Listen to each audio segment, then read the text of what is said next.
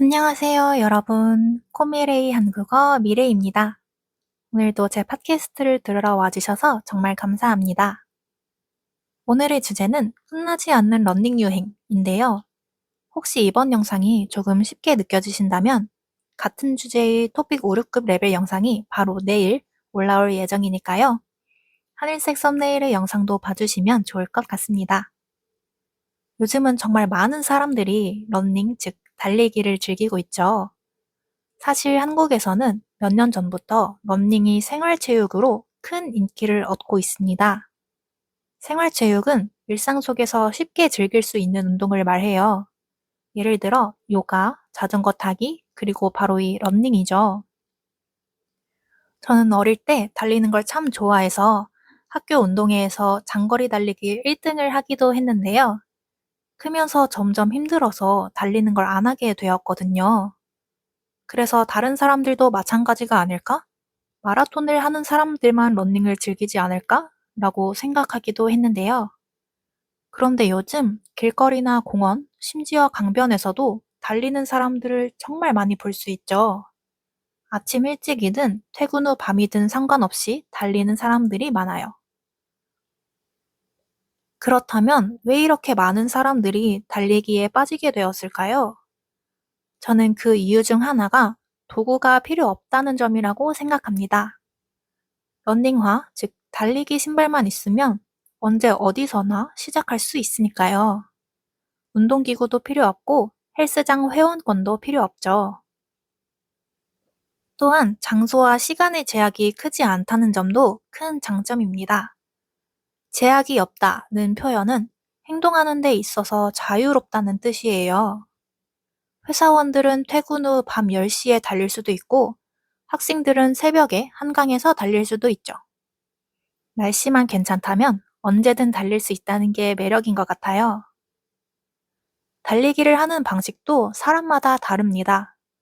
혼자 조용히 달리는 사람도 있고, 러닝크루라는 모임을 만들어서 달리는 사람들도 많아요. 러닝크루의 장점은 함께 달리면 동기부여가 된다는 점인 것 같아요. 혼자 달리면 힘들 때 멈추기 쉽지만, 같이 달리면 옆에서 응원해주는 친구들 덕분에 끝까지 완주할 수 있죠. 완주는 끝까지 다 달리는 것 또는 해내는 것을 의미합니다. 하지만 단점도 있습니다. 최근에는 러닝크루가 큰 무리로 도로를 점령하거나 보행자의 통행을 방해하는 일이 있어서 문제가 되기도 했어요. 달리기 자체는 좋은 운동이지만 공공질서를 지키는 것도 중요하다고 생각합니다. 재미있는 건 러닝이 단순한 운동을 넘어서 하나의 문화가 되었다는 점인데요. 예전에는 운동복이면 그냥 트레이닝복이었는데 요즘은 러닝에 맞춘 기능성과 디자인이 모두 중요합니다. 그리고 SNS에서 자신의 기록 인증샷을 올리는 사람들도 많아요. 오늘 5km 완주, 평균 페이스 6분 30초 돌파. 이런 글을 보면 자극을 받기도 하고 나도 달리고 싶다는 생각이 들기도 합니다.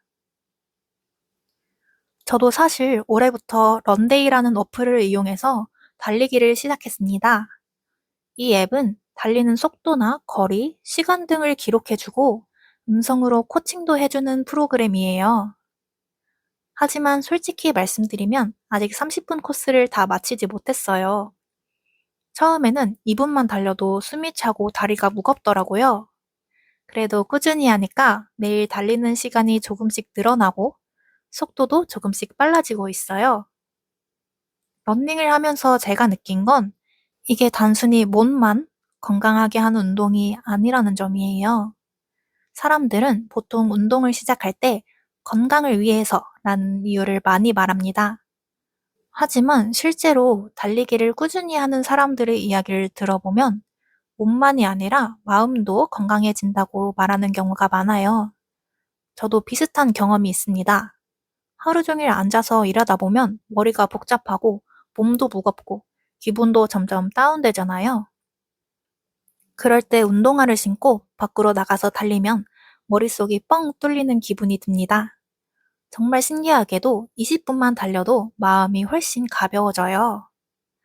러닝을 하다 보면 또 하나 배울 수 있는 게 있어요. 바로 꾸준함입니다. 달리기를 할 때는 하루에 갑자기 10km를 뛸 수 없어요. 처음에는 1km, 다음에는 2km, 그리고 조금씩 늘려가야 하죠. 이걸 페이스 조절이라고 합니다. 페이스 조절은 속도를 조절하면서 자신이 한계를 넘지 않게 달리는 것을 말해요. 그리고 러닝을 할 때는 몸이 힘들어도 그만두고 싶다는 생각을 이겨내야 하잖아요. 그걸 이겨내면 성취감이 생기고 나는 해냈다 라는 자신감도 얻게 됩니다. 그래서 러닝은 단순히 근육을 만드는 운동이 아니라 자존감을 높여주는 운동이라고도 할 수 있을 것 같아요. 제가 사용하고 있는 어플에서도 이런 경험을 자주 합니다. 어플에서 오늘의 목표를 달성했습니다 라는 음성이 들릴 때마다 기분이 진짜 좋아요.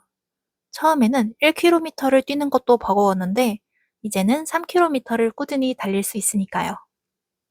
이런 시스템 덕분에 혼자 달리더라도 서로 응원하고 자극을 받을 수 있어서 꾸준히 달리는 힘이 생깁니다.